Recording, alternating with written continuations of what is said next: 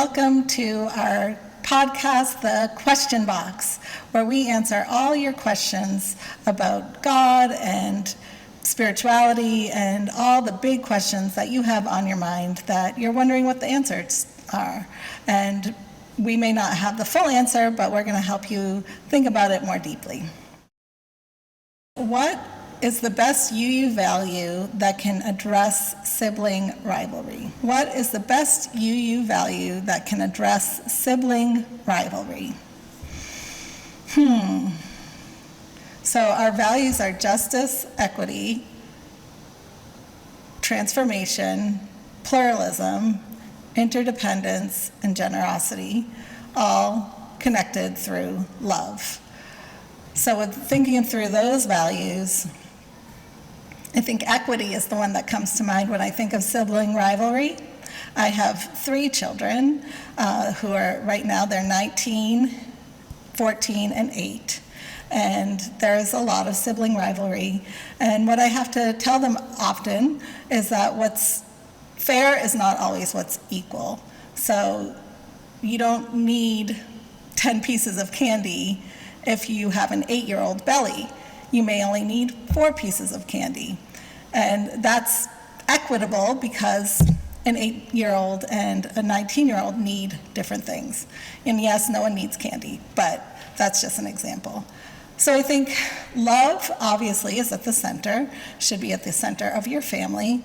And then thinking about and exploring the value of equity as opposed to fairness and equality might be a way to deepen your understanding of sibling rivalry. I hope that helps. Next we have, what is a sabbatical and why do people take them? What is a sabbatical and why do people take them? A sabbatical is a time for rest and renewal. In the context of Unitarian Universalist ministry, a sabbatical is a time where a minister can first rest, and then, if they choose to, explore a topic more deeply. Sometimes people take a sabbatical to travel, to do a spiritual pilgrimage.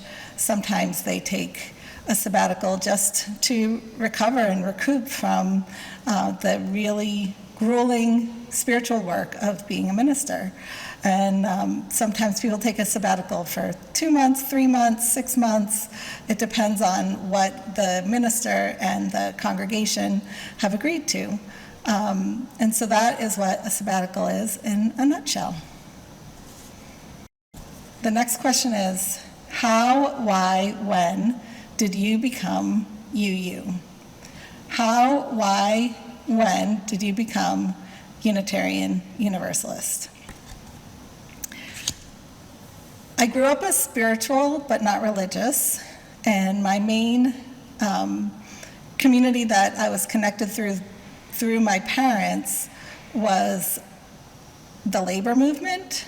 And so I often say that the labor movement was my first church, which is not too far from Unitarian Universalism.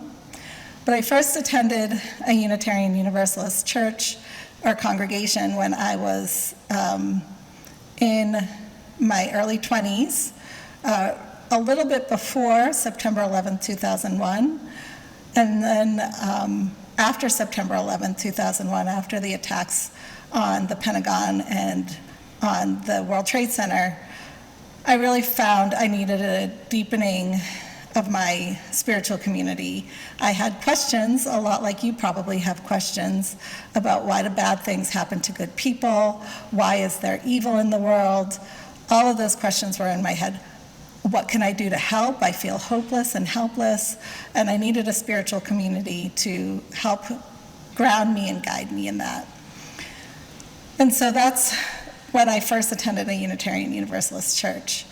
When I really felt like a Unitarian Universalist is when the minister, who was a young woman, did a sermon on the Da Vinci Code and approached the Da Vinci Code, which is a novel, as if it were a spiritual text.